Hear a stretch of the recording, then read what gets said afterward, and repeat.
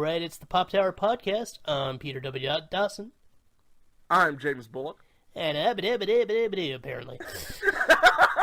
Look, I nearly flubbed my own name. We have to acknowledge that, and then we need to move on. I could cut it out. Oh, man, this is a Roman Reigns moment here. That's not a Roman Reigns moment. He said that on purpose. No, you would have just stopped and looked into the sky, and I would have been wondering if I lost connection, if it was a Roman Reigns moment. See, we never talk about wrestling on the show, though. People might not get it. Yeah. Anyway, how you doing today, James? I'm doing almost godly today, Peter. How about you? I don't know. I feel kind of angry. Feel like you're transforming? I feel like I should be tearing up the streets. You know what that means? Well, I know what that means. Rampage, baby! Yeah! So, in case you can't tell from our ever so subtle hints, today we're going to be talking about video games. In particular, in video game form, but also in video game movie form. Mm-hmm. And we actually have a funny theme today because both of these games, if you look them up on Wikipedia, they both have the name of the thing, then bracket 2018, and then what type of thing it is, bracket. Like, for example, right. God of War is 2018 video game, and right. Rampage is 2018 film. Yes, because of course there's been more than one God of War, and there's been more than one movie called Rampage, believe it or not. Yeah, and not only more than one movie called Rampage, but more than one thing called Rampage in an entertainment medium. Yep. Shocking for such a one-word title. Yeah. But let's start off with God of War. Yeah. So, for those who aren't familiar, this is the 8th entry in the PlayStation exclusive franchise. Wow. And as I already mentioned, it came out just this year. Like, it only came out a few weeks ago. Yep. As of this recording. Right in April. Yep. And, it was done by David Jaffe, although he's not involved with this game as much, from what I can tell. No, I don't think he was involved at all this time around. I just think, like, the idea of something that he came up with is really the only thing that really connected him to it. Yeah, and I think that says a lot about where the franchise has gone, because he kind of kept it in a more angsty teen comedy zone. Yeah, it was really a product of the time, because the original God of War came out on the PS2 in 2005, and that was the time of Extreme and Jackass, and reality television was really in its infancy. So the feeling of really sophomoric humor and violence was all the rage. Look, and that's perfect for that time. And they had God of War, which did all those things with Greek gods. Yep. And thankfully now we've moved beyond that. Not to sound snooty. But I mean, we've grown beyond that. We have video games as art now. Well, that's the thing, because I mean, as fun as the gameplay in those older games was, it always just felt like such an immature twit for playing them. And then it was like, can't we? I mean, I don't know. It was frustrating. And thankfully, I don't feel that way about this one, because this game takes more inspiration, I'd say, from Uncharted and The Last of Us in particular. Yeah, definitely The Last of Us. Yeah, because it's more of a somber tale. It's still got plenty of solid moments of humor, plenty of solid moments of intense godlike action. Right. But it's more of a serious tale. Although it's hard to be serious when you have a freaking 10-year-old boy at your side. Yeah, who's trying to figure out the limits of his abilities as a fighter. That includes taking on skeleton warriors and snake monsters. I don't even know what that. I want to say like the Methuselah looking thing. I don't know what that thing is now when I think about it. Yeah, man, rock gargoyles with hammers and dragons. All inspired from actual Norse mythology, but I'm not the biggest expert on that. I mean, I'm more familiar with the whole nature of Ragnarok and all that stuff. Yeah. Of course. Which is something they talk about a lot in the game, especially later on. Oh, yeah, absolutely. Because, I mean, of course, you do a God of War game set in Norse mythology, Ragnarok's going to come up. That's not a spoiler. Right. That's just a fact. So, for those of us just joining us, which I think has become one of my new catchphrases, Kratos, who was who was the son of Ares, the Greek god of war, ended up becoming the new god of war. And then shenanigans son of Zeus. He's son of Zeus. Sorry, son of Zeus. Right. Yeah. Sorry. Wow. Yeah, he was the son of Zeus. He took the mantle from Ares, though. That's what it was, yeah. Yeah. He ended up usurping Ares as the god of war for the Greek gods. And eventually, well, shenanigans happened. The Greek gods are dead. But Kratos is still alive. And he ends up, let's go with elsewhere. And he ends up... It settles down. Yep, and he ends up falling in love with a woman named Faye. Mm-hmm. Who bequeaths him... No, that makes... I was saying that as a joke, and then I realized that would make it possibly misunderstood, so I gotta take back the joke. She gives birth to a son. Atreus. Or Atreus? I'm blanking now. Yeah, I always mess up his name for some reason. Atreus, yeah, I just say Atreus. That's the best way to say it. Pretty sure it's Atreus. Yeah. Or, as he's more colloquially known, Boy. Boy. Because that's essentially what Kratos calls him about 90% of the time. Yeah, it was a funny moment to me. It's really actually a serious moment later on in the game where something happens to his son. And the first time he actually calls him by his real name. And then, like, he devolves back into calling him Boy when he's trying to scream his name. I know, that's the funny thing. Like, it goes to a weird place with this whole thing, and this is one of the reasons why we couldn't remember exactly how to pronounce his name. Yeah, because it says Boy so much. Yeah. So, Kratos now also carrying the Leviathan axe, which was a gift from his wife, and as well as the Guardian Shield, rather than the Blades of Chaos that he was known for carrying before. Yeah, and the shield is a completely new aspect. Like, the axe is one thing, but the shield is a completely new aspect to his character as a fighter. Yeah, because normally he's, like, swinging dual blades or swinging a big sword. Right. In this case, yeah, it's a axe and shield gameplay, which is definitely something different. Yeah, so what ultimately happens is that Faye dies, and she's burned, and then they want to scatter her ashes. And to do that, they need to go to the top of the tallest mountain in Midgard. Right. Which, for those not familiar with Norse mythology, is just, the normal world. Which is why it gets confusing about whether or not, like, did he just go to where, like, the Norse region, Scandinavia and whatnot, or did he actually, like, go to a different world? Like, it feels a little... There you go. Yeah, it feels like it's disconnected, yet you find out it's still somehow connected to his past. Like, it's weird. It really is. Yeah. But there's so many realms and everything that we see throughout the game, too, so... Mm-hmm. But, yeah, along the way, well, very minor spoilers, but this is a key part of the game, so bear with us. He ends up encountering not only Baldur, the Norse god, who's known not for being so much a fighter, but he's known for being the son of Freya, one of the main goddesses, and Baldur, by the way, brother of Thor, and also the guy whose death heralds Ragnarok in the classic mythology. Yes. So, I'm not going to say you can see where this is going, because you actually can't. Because, of course, they actually tell a pretty interesting, unique story that still combines familiar Norse mythology elements. Exactly.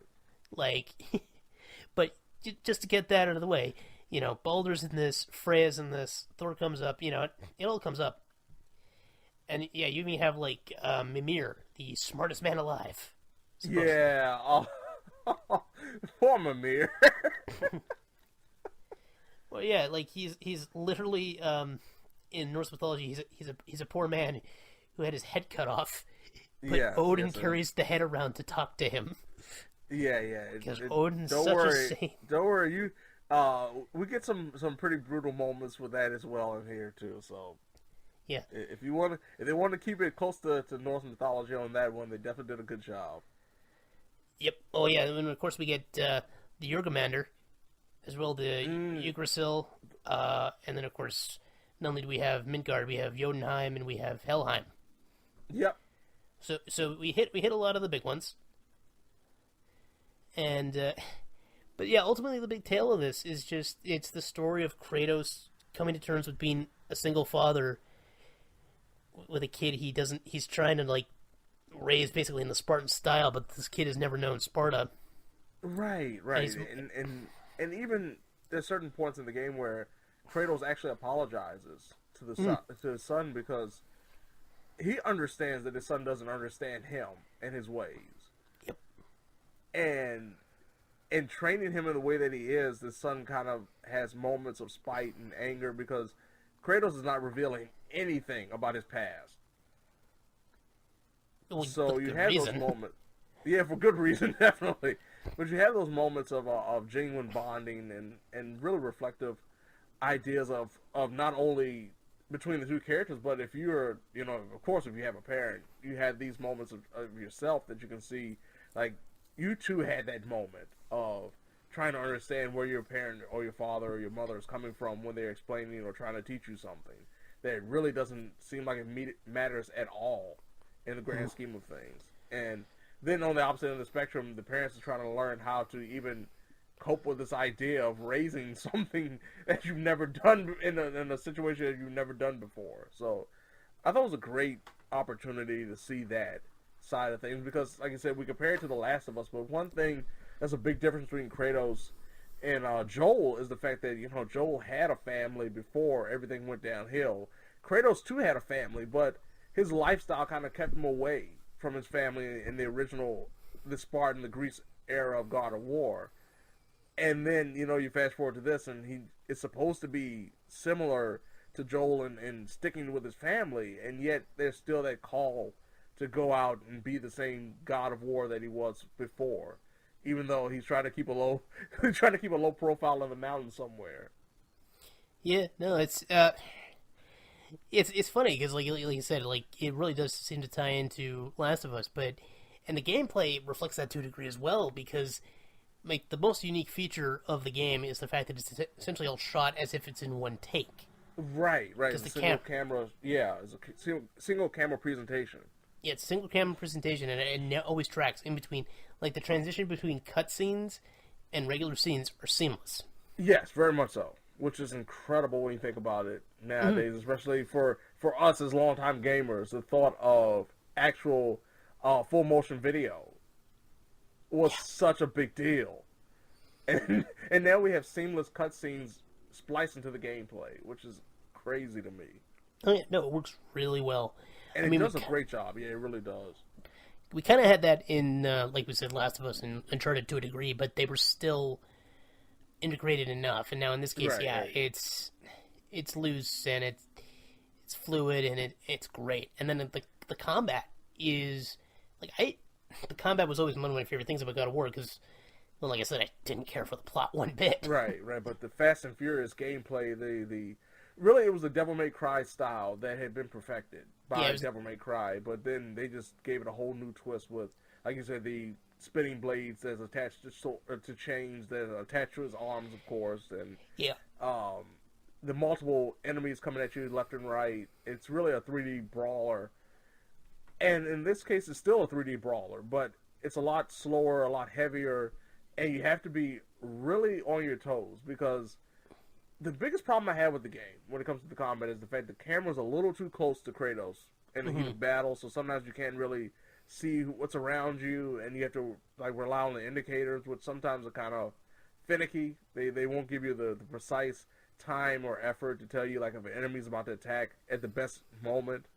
But in this case, you really feel like you have to learn your enemies. Not just the bosses like you did in the original God of War games. You have to learn each enemy that you take on and learn their strategy, learn how they attack, so you can actually counter and be ready for what they offer. Because if you don't, you'll get cut down very easily.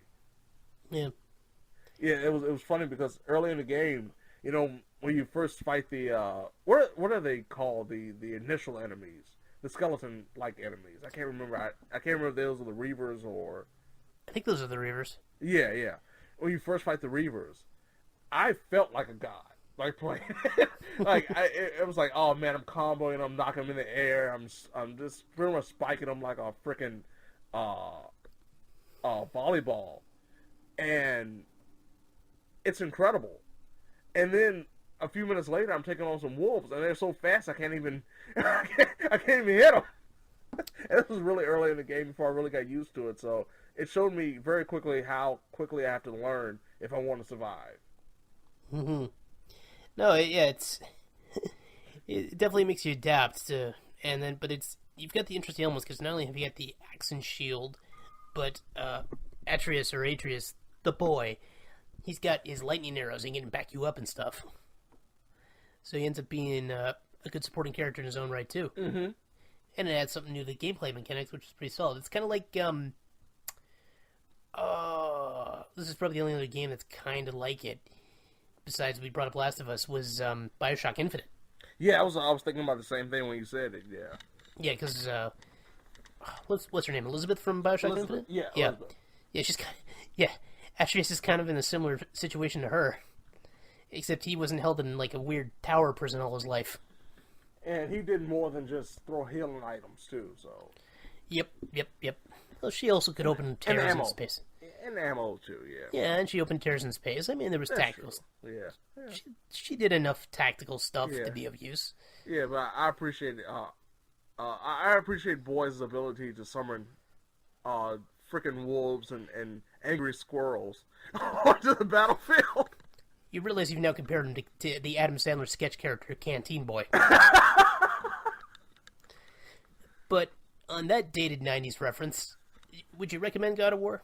Very much so. I think it's a PS4 system seller. It's one of those things that,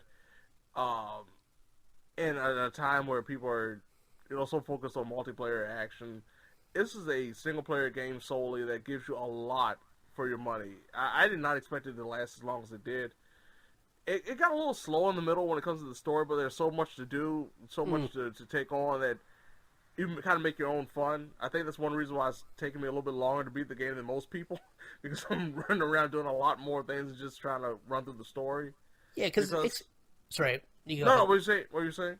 I was going to say, yeah, because, it's not a sandbox. It's still exploration heavy. Yeah. Which is I think, important. So it's like, you can't go wherever you want, whenever you want. Mm-hmm. But there's still plenty to do that's, like, secret side stuff. And, like, more so than, like, in an Uncharted game, but less so than in, like, a GTA or whatnot. Right, exactly. It's an open world, but it's very linear. It's a very linear open world where they give you a lot to do, but they don't... It's not like a Ubisoft open world where it's just like a whole bunch of stuff that really you're never going to play or touch after you do it like one thing one time. Look, it's like the breadcrumbs in any hamburger. It's just filler.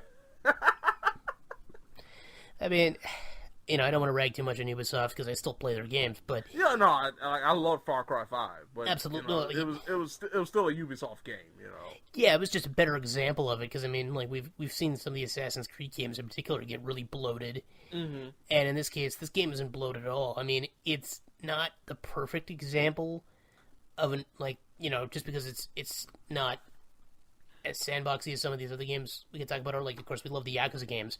Right. Those are super sandboxy, and they don't feel bloated. Exactly. But this is something else, and it works great. Mm-hmm. I wholeheartedly agree. Yeah, and it makes you want to do everything, which is good.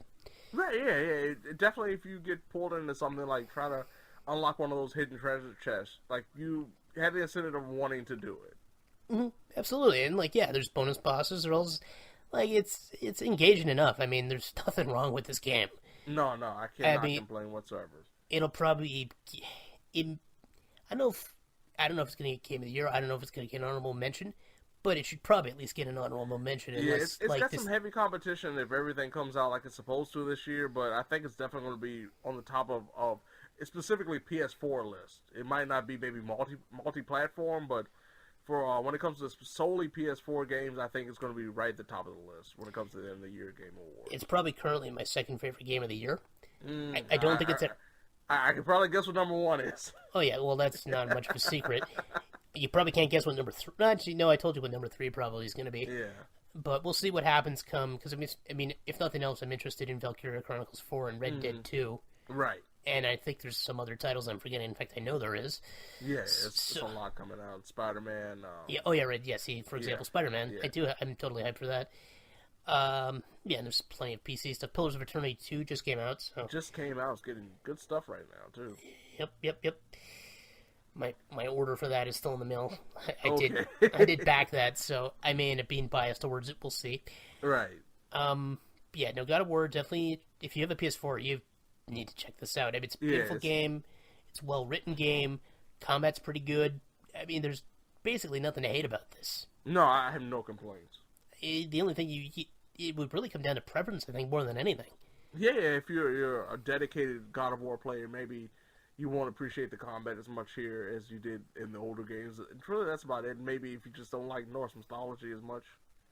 Yeah, I mean, if you're a fan of the franchise who hates that they've gone Norse, or you're a fan of the franchise who hates that they changed Kratos' voice actor, I mean, or got rid of David Jaffe, got rid of the more undergraduate humor, if you can call it that. I'm being super snobby here, but I keep flashing back to all the stupid scenes. Yeah, and those are always the ones that he always showed.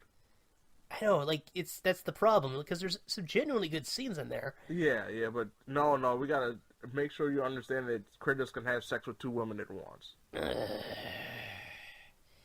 Stupid Aphrodite. Yeah. But he mourns the loss of his family at his own hands by having sex with 2 women at once. Good at boy. The player's command. Just when a GTA game got freaking adults only for that. Yeah. It's funny that we're going from one white gorilla to another, though.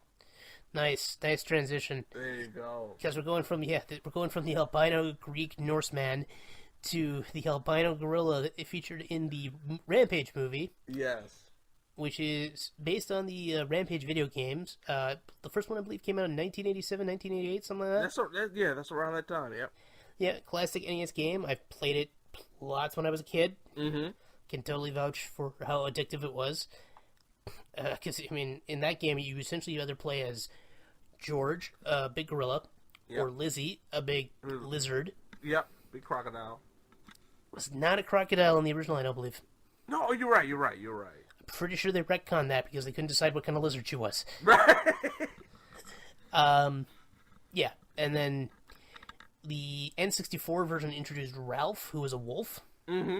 I think that was Rampage World Tour, if I'm not mistaken. Yeah, I believe so. Yeah, I want to say. Yeah. I'm doing this all off of memory because I don't want to have like 60 Wikipedia pages open. Right. Plus, Wikipedia not always reliable. It's just the most convenient. We don't tout our research. We just tout the fact that we try to get things right. Our memory is our research. Exactly. But this stars Dwayne "The Rock" Johnson. Oh man, in one of my favorite roles he's had yet. Yeah. So, James, do you want to explain it? I know it's going to give you joy. Oh man, okay. Dwayne "The Rock" Johnson plays a primatologist.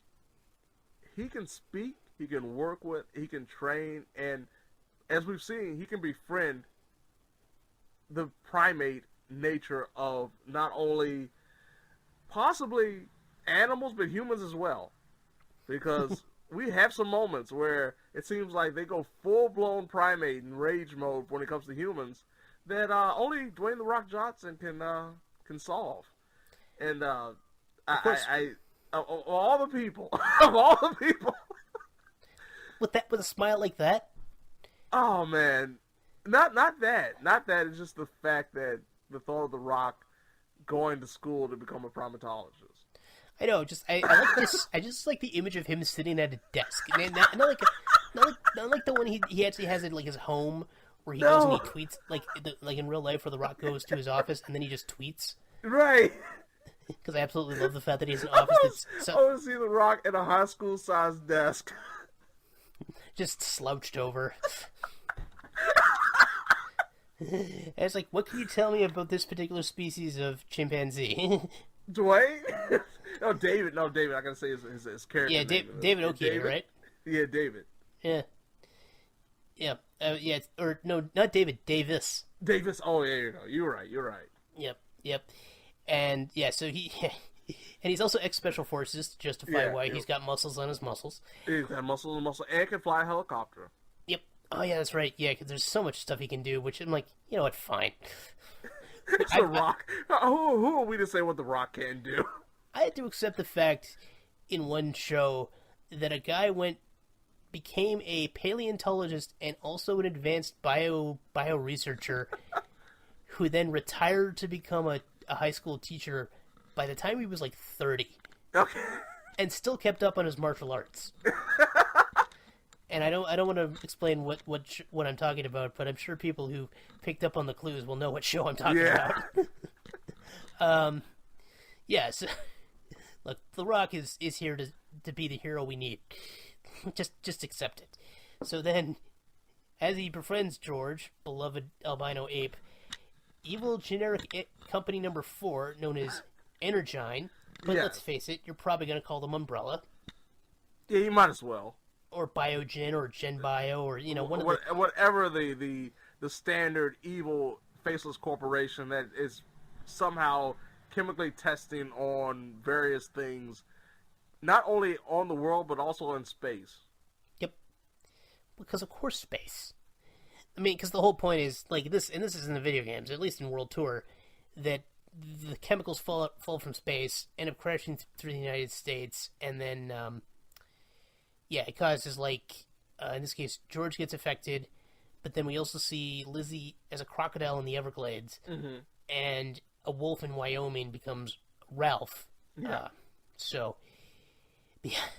George gets affected. He's in San Diego, so you can kind of see the path that the stuff took, which it's kind of a weird way to trek because you go from Everglades to Wyoming, then back to San Diego. Yeah. It felt like it was completely out of order just for the idea of saying, hey, these cool creatures are becoming mutated and that kind of thing, but it's not really in the order of, okay, geography-wise, it doesn't make much sense. Look, drag's a bitch.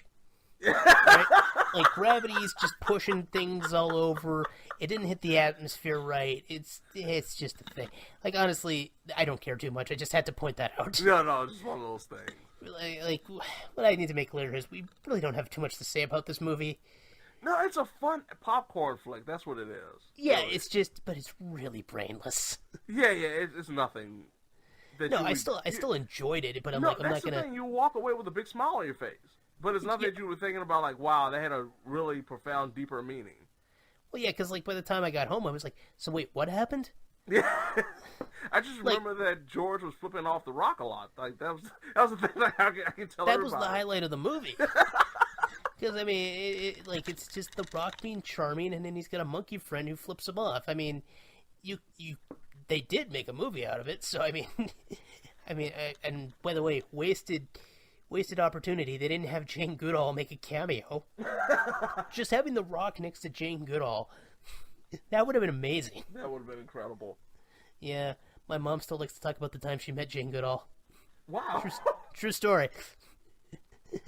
Like it's always like I don't want to get off on a tangent, but I had to mention that. I'm sure she appreciates the shout out of the shout out. Yeah, and we're recording this shortly before Mother's Day too, so. Yeah, there you go. Why not? Yeah, this will air after Mother's Day, but Happy Mother's Day, belatedly. We love you, moms. Yep, love you, Mom. So, long story short, George goes crazy because he's got crazy mutated. And then Lizzie goes crazy, and Ralph goes crazy, and guess which city gets destroyed? And they all go crazy together. They all go crazy together in Chicago. Because of course it's Chicago. Because, look, apparently it doesn't have enough bad stuff happening to it. Now you need to be destroyed by monsters. Yeah. Do you think the only reason they're not doing it to Baltimore is because they're worried it's going to come off as racist? I mean, at least it would make a little bit more sense with a crocodile. That's what I'm saying. Yeah, swimming up close. I mean, because if you're going to put... it just seems like... Maybe it's because they felt like The Wire put such a big spotlight on the problems in Baltimore, they don't want to make it a punching bag, but... Maybe. Chicago's like... This is like a long-range joke of saying, okay, if a crocodile is flushed down a toilet, will it come back? It's really a very long-range joke to get that for Chicago and a giant crocodile coming up through a toilet. You know what? Let's put it another way. Maybe George, Lizzie, and Ralph are just all fans of deep dish pizza. I can believe George. Like really, and somehow he's got a communication with a crocodile and a wolf that they all get the idea. You know what? George has been talking about deep dish pizza so much. We got to check this out. Mm-hmm. I'm joking, of course. The main reason they do it is because the evil corporation is doing this for evil's sake. Because they're apparently bioterrorists, and they of course have a transmitter that can mind control them and lure them to Chicago, and evil stuff happens. And for some reason, Jake Lacey's in the movie as a villain. Who, ironically enough, is the villain, and I wouldn't have thought it because we have another guy in the movie that fits the villain role a lot better. See, normally if this guy ended up being the proper villain, I would be saying, so as for the villain in the movie, spoiler alert, Jeffrey Dean Morgan's in the movie. Right. Because, I was like, oh, he's in the movie, so he's the villain, right? No. First thing I saw him, and the way he came across, automatically thought, okay, there's our villain. No, he's not our villain. He's just a dick. And he admits it. And that's one part of it. It's like a part of the movie where him and The Rock are talking. He's like, hey, we're both jerks, We got to stick together. That's just how it is. Yep. The Rock's not a jerk, though. What's really funny is, I remember when I was first when you were talking about this, I couldn't remember the name of the agency. And I looked on Wikipedia. They've taken the name of the agency off the Wikipedia page since we first talked about this movie. Wow. So I can't even remember what fictional agency that... I remember we were just saying this,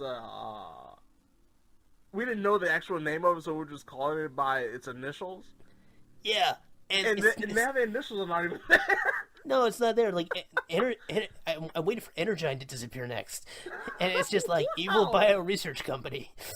Maybe somebody got it completely wrong and they just had to change it. I know they said it, but like somebody just couldn't remember it as bad as we did, so they just wrote something and it was completely wrong. I think it's like SEO or something. Yeah, it was something. I know it was an O in there somewhere.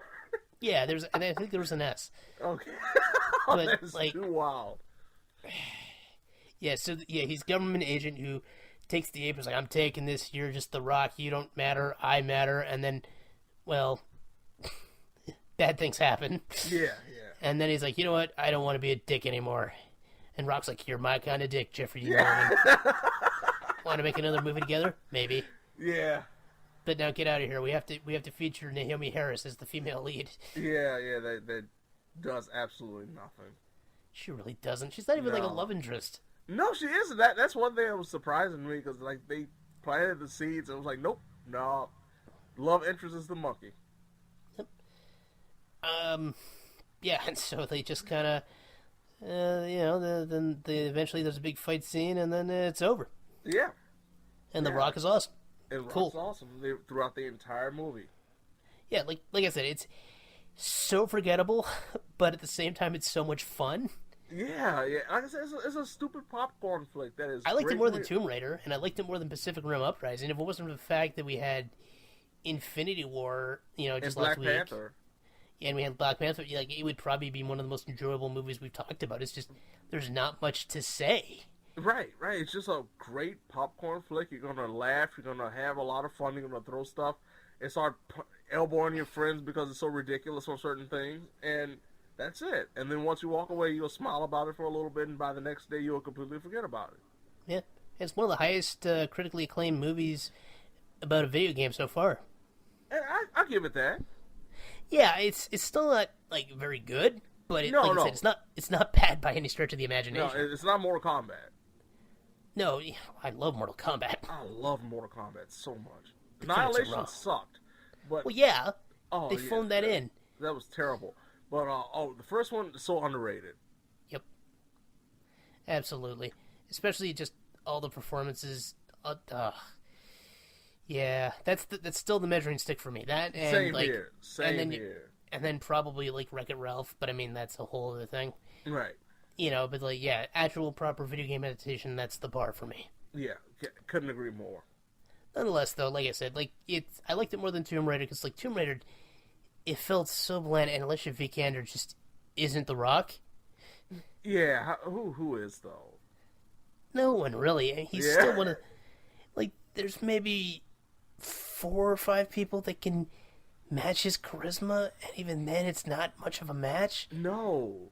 The only other person I can confidently say I think is about as charismatic, I can't even think of his name now, which I'm hating myself. Oh no, I got it. Mike Coulter. I blanked on his name for a second, but Mike Coulter, he's probably the only one I could say kind of matches his charisma. But it's more of a quiet charisma to a more in-your-face charisma. But I still think if they were head-to-head, I wouldn't know who to root for. So, and aside from him, maybe Zachary Quinto? I just always thought he was charismatic. Yeah. Maybe it's the devil brows. Maybe. Yeah. Jeffrey Dean Morgan does fine, though. Yeah, he's a little bit more Negan than I expected him to be, but I guess he's like found a thing now. He's going to run with it no matter what the character is. Well, he probably filmed this in between seasons of The Walking Dead anyway. That's true. So he was still in Negan mode, so he just gave him a suit. Yeah, it's like, oh, look, it's Negan. Here, put him in a suit. Isn't that adorable? Yeah, but, yeah, Rampage, I wouldn't say make it your priority to go see it, but if you want to see it, just see it. Yeah, it's one of those movies like if everybody's standing in front of a theater, if you got a group of friends and everyone's like, okay, we've already seen Infinity Wars, we've already seen a lot of the majority of the movies that Deadpool isn't out yet. Yeah. Then they look at the thing and they say, hey, we haven't seen Rampage. Yeah, that's a good one to go on. You're just gonna have a lot of fun and that's it. Yeah, just have a good time. It's perfectly harmless. I mean, if you think it's the best movie of the year, I may question that. But whoever says that is probably just like, okay, man, it's so cool to see a CGI monkey flipping off the rock.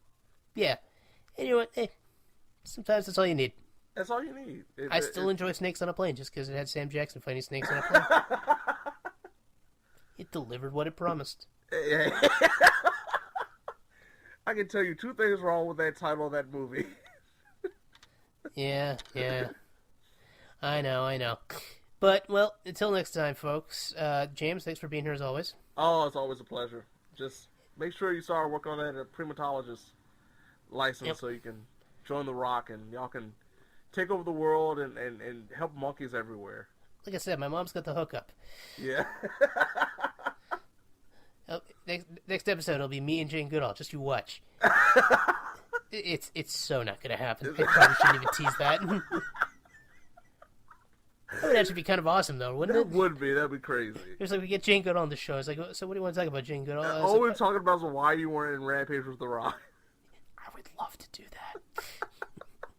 I would genuinely love to ask her that question. I might just go on Twitter and be like, "Hey, Jane, so why weren't you in the Rampage movie talking about primatology with The Rock?" And would you like to give your answer on a podcast? Well, I'll leave you folks in suspense whether or not we get an answer to that. Until next time, have yourselves a good day.